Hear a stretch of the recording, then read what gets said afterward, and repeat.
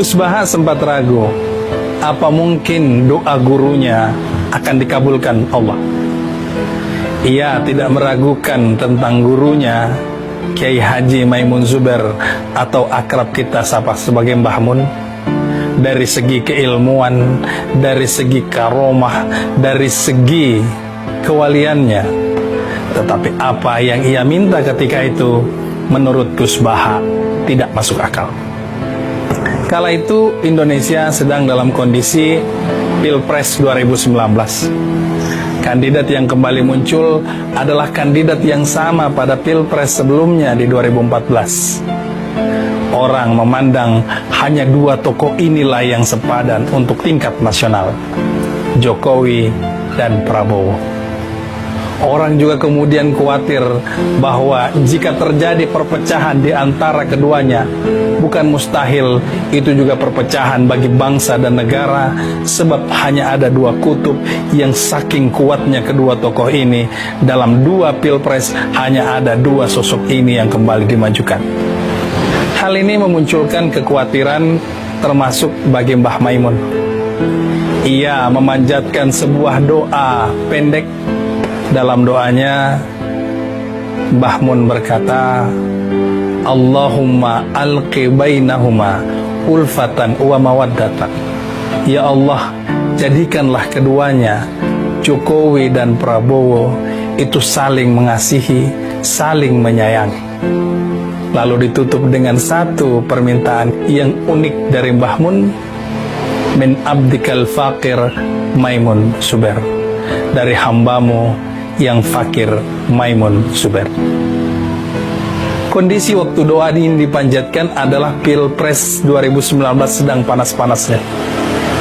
Gus Baha berpikir bagaimana mungkin doa ini dikabulkan.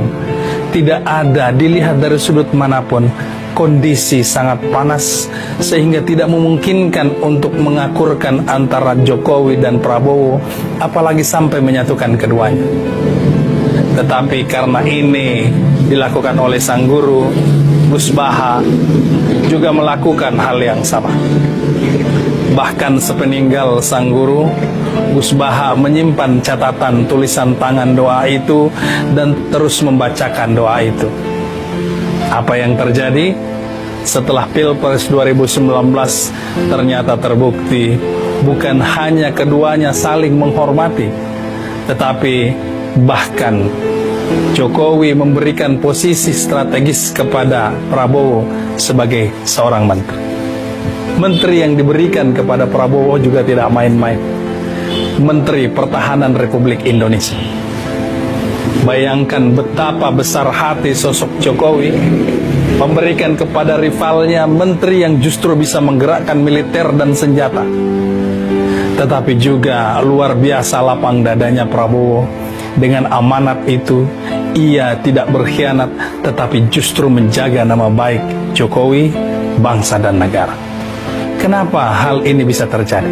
Kedekatan keduanya bukan saja kedekatan yang sama besarnya cinta mereka kepada bangsa dan negara, tetapi ada ikatan lain, ada ikatan persaudaraan lain, yakni ikatan yang diberikan oleh Allah atas permintaan seorang walinya, Kiai Haji Maimun Zubair, yang kemudian dilanjutkan oleh muridnya Kiai Haji Ahmad Bahauddin Nur Salim atau yang kita kenal Gus Baha.